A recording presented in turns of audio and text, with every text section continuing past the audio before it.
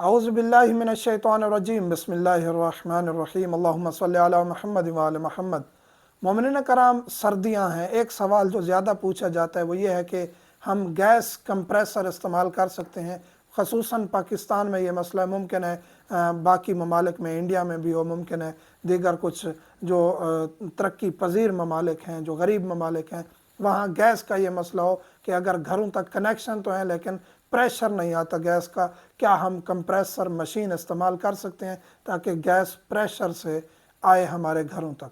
तो हर मुल्क का अपना कानून है। अगर मुल्क का कानून इजाज़त देता है तो आप मशीन लगा सकते हैं, इजाज़त नहीं देता मशीन लगाने की तो आपके लिए जायज़ नहीं है कंप्रेसर मशीन लगाना, जिससे आपको गैस का प्रेशर ज़्यादा मिले और आप उसे यूज़ कर सकें। यहाँ एक सवाल पैदा होगा कि फिर हमारे पास गैस पहुँचती नहीं है और लोग कंप्रेसर से गैस जो है वो अपने घरों तक ले जाते हैं और हम फिर रह जाते हैं। तो यहाँ दो चीज़ें हैं।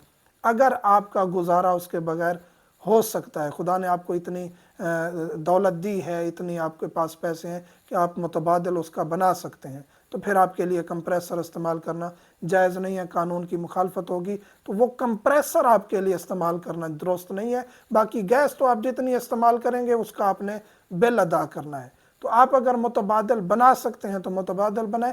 आपके पास कोई चारा नहीं है, कोई राह नहीं है, कोई सोल्यूशन नहीं है सिवाय इसके कि आप कंप्रेसर लगाएं और अपना हक हासिल करें। तो फिर उस सूरत में आखिरी, क्योंकि हर तरफ कंप्रेसर इस्तेमाल हो रहा है, फिर कानून उस चीज़ को अगर लागू नहीं कर रहा कि बाकियों का हक ना मारा जाए, तो फिर आखिरी कंडीशन में आप उसको इस्तेमाल कर सकते हैं ताकि आप फिर मुसीबत में, मुश्किल में, हरज में ना पड़ें।